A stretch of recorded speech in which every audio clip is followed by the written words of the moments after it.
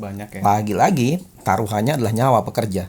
Buat pengusaha, nomor satu yang penting keuntungan. Apapun kejadiannya, mau pekerja terpapar, meninggal, buat mereka ya diabaikan saja. Jadi pemerintah itu harusnya memberikan perlindungannya kepada pekerja. Iya, karena Karena pihak itu pekerja yang ya, lemah ya. karena pekerja yang lemah dan tidak punya kekuatan posisi tawar yang lebih bagus.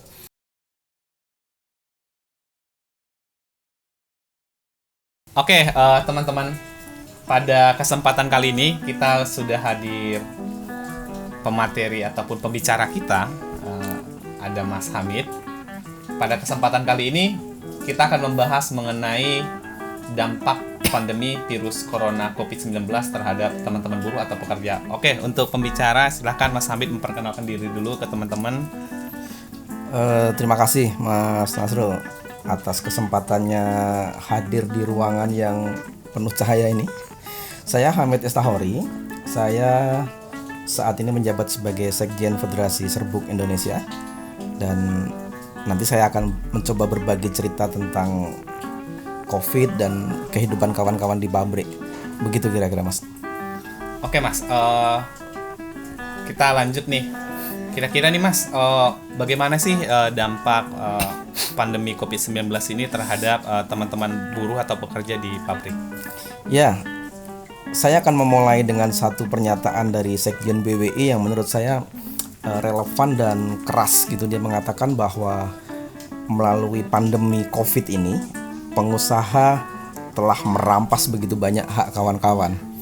Itu artinya saya ingin mengatakan ada dua dampak yang langsung dirasakan oleh kawan-kawan. Yang pertama adalah dampak ekonomi. Ketika kemudian ada dua surat edaran dari Menteri Tenaga Kerja, Ida Fauziah. Yang pertama, meskipun nama surat edaran itu adalah perlindungan, tapi nyatanya memberikan legitimasi kepada pemotongan upah. Yang kedua, masih dalam situasi yang pandemi, Ida Fauziah kemudian atas desakan pengusaha membuat surat edaran yang mengizinkan THR boleh diangsur. Dalam situasi yang seperti ini, itu dampak yang paling nyata buat kawan-kawan. Yang kedua, menurut saya yang tidak kalah besar dampaknya adalah dampak yang berkaitan dengan kesehatan kawan-kawan. Karena mereka berada dalam satu lingkungan kerja yang diisi oleh begitu banyak orang, saling berinteraksi, saling berhubungan, dan kemudian kemungkinan mereka terpapar COVID itu menjadi sangat besar. Artinya saya melihat ada dua dampak yang minimal, ada dua dampak besar yang dirasakan oleh kawan-kawan di tempat kerja mereka. Oh gitu ya Mas. Oh ya, kalau boleh tahu nih Mas, biar kita tahu nih juga termasuk penonton YouTube hari ini. Kira-kira dari teman-teman buruh atau pekerja itu di perusahaan ada yang kena COVID-19 nggak? Kebetulan tadi malam itu kita mengundang teman-teman dari Basis untuk rapat koordinasi online, dan agendanya memang kita punya pertemuan rutin untuk membahas situasi berkaitan dengan pandemi, dengan COVID. Nah tadi malam itu karena ada informasi teman-teman terpapar, kemudian kita undang untuk rapat, kita minta laporan mereka. Pengurus dari federasi juga sudah datang melakukan pendataan. Setidaknya tadi malam terungkap ada 7 perusahaan yang pekerjanya terpapar COVID, dari gejala paling ringan sampai gejala yang paling parah. Belum ada yang meninggal. Total yang terpapar itu sekitar 100 orang. Ada satu perusahaan 25 orang, ada 2 orang, ada 3 orang begitu, dan mayoritas semua perusahaan itu ada di Karawang gitu. Jadi Karawang kota industri di mana pekerjanya sangat banyak, juga merupakan satu wilayah yang tempat keluar masuk orang dari luar kota dan sebagainya. Itu mendapat atau terdapat korban yang paling banyak dari data yang kita miliki. Oke, Mas, kan tadi disebutkan ada jumlah korban hingga mencapai 100-an lebih. Nah, padahal kan buruh atau pekerja ini kondisinya kerja di pabrik, dan bisa saja itu pabriknya ruangannya tertutup ataupun mungkin terbuka. Nah, kalau boleh tahu nih Mas Hamid, kira-kira bagaimana respon perusahaan menyikapi adanya pekerja atau buruh di perusahaannya yang kena COVID-19? Apa respon dari perusahaan, Mas? Bermacam-macam. Yang ada yang bagus. Bagus itu kemudian begitu satu orang terdeteksi, mereka mewajibkan pekerjanya untuk rapid antigen dan kemudian reaktif. Kemudian perusahaan meminta para pekerjanya swab test. Semua dibiayai oleh perusahaan untuk swab test itu. Di Kerawang itu biaya swab test satu orang sekitar 900, itu yang paling murah. Terus kemudian ada yang sudah terpapar misalnya, kemudian dia berkoordinasi dengan Satgas Covid di Kabupaten Kerawang. Mereka masuk dalam karantina, ada yang diisolasi mandiri. Kemudian perusahaan membantu penyediaan vitamin, logistik untuk keluarga, kemudian tempat kerjanya semprot desinfektan macam-macam. Artinya perusahaan sangat responsif dan saya melihat ini respon yang paling bagus. Ada yang kemudian begitu rapid antigen ada 1-2 yang ketahuan reaktif, kemudian pekerjanya disuruh swab test. Tapi perusahaan sama sekali nggak mau membiayai itu. Perusahaan harus pekerjanya harus bayar sendiri. Bahkan di satu perusahaan itu kemudian si perusahaan mentransfer uang ke pekerjanya untuk biaya swab test, tapi kemudian nanti akan dipotong di akhir bulan ketika dia terima gaji. Potong gajinya si pekerja.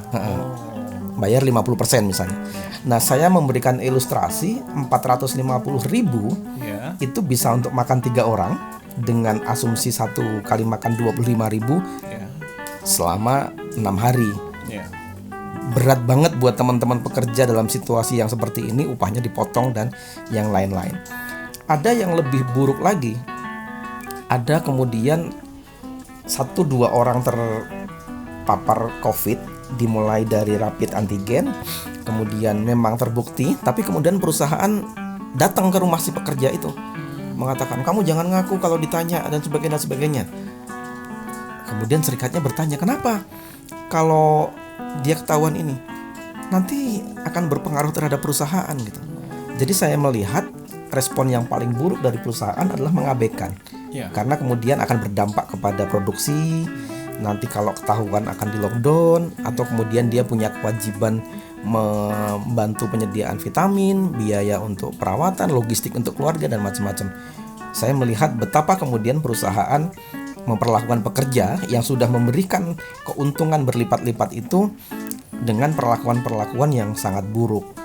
Dan ini baru ada 7 perusahaan di Kerawang. Saya meyakini ini menjadi seperti puncak gunung es, di mana kemudian sebenarnya kasus di bawah banyak banget. Lagi-lagi taruhannya adalah nyawa pekerja. Buat pengusaha, nomor 1 yang penting keuntungan. Apapun kejadiannya, mau pekerja terpapar, meninggal, buat mereka ya diabaikan saja gitu. Kalau tadi itu kan respon yang berbeda-beda dari tiap perusahaan. Ada respon yang cukup baik ataupun ada yang paling buruk, bahkan meminta pekerjanya untuk tidak mengaku positif ataupun terkena virus corona. Kira-kira ini Mas, kalau tadi kan udah ada respon dari perusahaan. Ini kan karena kita di Indonesia tentu ada fungsi negara. Kalau dari negara ataupun pemerintah, apa sih tindakan yang dilakukan pemerintah terhadap pekerja atau buruh selama masa pandemi ini, bagaimana Mas? Nah, ketika pekerja berhadapan dengan pengusaha yang kekuatannya berlipat, kan nggak imbang. Iya, nggak imbang. Harusnya ada pihak yang memberikan perlindungan afirmatif kepada pekerja yang lemah. Itulah pemerintah. Dalam situasi COVID, terbukti pemerintah justru tidak memberikan perlindungan yang seharusnya, seperti yang sudah dimandatkan dalam konstitusi, memberikan perlindungan kesejahteraan kepada masyarakat. 2 kasus yang pertama berkaitan dengan pemotongan upah. Jelas kemudian negara berlepas tangan, justru berikan pertarungan bebas antara pekerja dengan pengusaha yang sudah pasti tidak seimbang. Buruh jadi korban. Dalam situasi yang kedua, ancaman terhadap kesehatan, keselamatan, dan keamanan pekerja selama pandemi, pemerintah juga abe. Kita boleh cek di perusahaan-perusahaan yang ada, mungkin yang masih menyediakan tempat cuci tangan, masker, macam-macam bisa dihitung.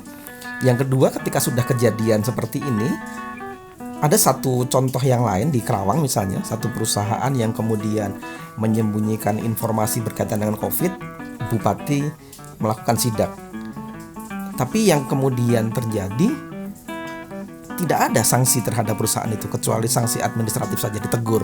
Padahal udah nutup-nutupin ya. Sudah nutup-nutupin. Harusnya kan ketentuan-ketentuan di dalam undang-undang kekarantinaan kesehatan dijalankan. Ya. Atau kemudian ketika ada kasus seperti yang pekerja harus menjalankan swab test gitu. Kita punya opsi sebenarnya menolak di swab test karena kita nggak punya uang. Tapi perusahaan nggak mau tahu. Mereka mentransfer uang untuk kemudian menjadi talangan untuk ini, tapi nanti akan dipotong di upahnya. Nah, harusnya situasi-situasi seperti itu pemerintah hadir, kemudian menegakkan aturan. Dalam situasi yang seperti ini, keselamatan menjadi prioritas buat kita. Keuntungan itu bisa keuntungan perusahaan, ekonomi memang harus bergerak, tapi saya pikir itu tidak bisa dijadikan alasan untuk mengabaikan nyawa manusia. Oke, baik. Kira-kira nih Mas, nih sebagai di akhir podcast kita sesi ini, kira-kira apa nih yang perlu ingin Mas sampaikan sebagai Sekjen Federasi Serbuk kepada para penonton YouTube siang ini, ataupun kepada perusahaan yang di luar sana, ataupun kepada pihak pemerintah? Kira-kira gimana Mas? Yang pertama, kita mendesak pemerintah untuk lebih serius menangani pandemi ini dengan menegakkan aturan seperti yang sudah ada di dalam aturan itu, misalnya tentang kekarantinaan kesehatan dan kewajiban misalnya swab test, kewajiban kemudian untuk memberikan perlindungan. Kita tahu situasinya memang sulit, di mana jumlah pasiennya semakin hari semakin meningkat, ketersediaan kamar di rumah sakit gitu.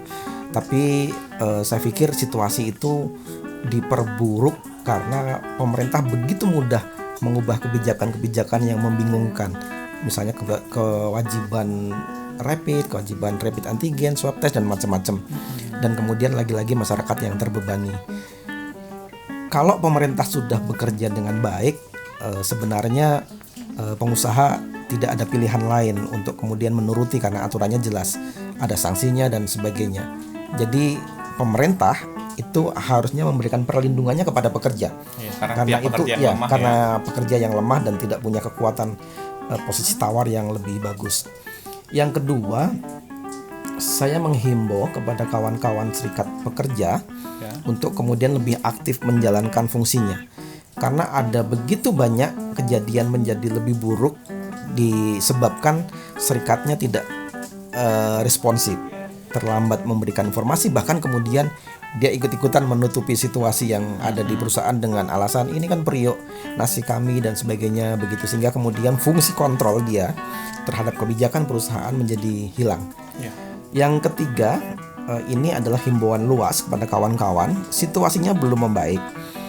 Pemerintah sudah menyatakan secara terbuka tentang vaksinasi, tentang vaksin dan sebagainya, tapi yang mengemuka adalah kemudian ancaman kalau orang menolak vaksin, pidana, denda dan sebagainya. Padahal kita harus tahu bahwa teman-teman pekerja ini benar akan mendapatkan vaksin, tapi kita nggak tahu kapan mereka mendapatkan itu, dan mereka bukan prioritas pertama. Pertama adalah tenaga medis, aparat keamanan dan yang lain-lain. Tapi untuk teman-teman buruh ini, saya pikir baru akan mendapatkan vaksin mungkin di semester kedua atau bahkan mungkin semester ketiga, artinya di 2022. Nah, saya menghimbau pada kawan-kawan untuk lebih disiplin, kemudian menerapkan 3M itu, menggunakan masker, cuci tangan, jaga jarak begitu. Dan seperti hari ini, misalnya kita jaga jarak, berhati-hati agar kemudian tidak terpapar, dan kita sudah melakukan sanitasi misalnya begitu. Nah, saya masih melihat kawan-kawan seringkali mengabaikan ini. Nah, fungsi serikat yang saya pikir bisa dijalankan, edukasi kepada kawan-kawan bahwa ada begitu banyak upaya untuk mencegah teman-teman terpapar COVID, tapi yang paling penting adalah pencegahan dari diri kawan-kawan. Nah, itu ruang yang seharusnya dilakukan oleh serikat pekerja. Mungkin begitu, Mas Hasan. Oke, diskusi yang menarik nih pada kesempatan ini mengenai dampak pandemi COVID-19 terhadap pekerja atau buruh. Oke, sampai ketemu di sesi berikutnya, dan tambahkan di kolom komentar jika ada ingin ada komentar, subscribe akun YouTube kita. Terima kasih.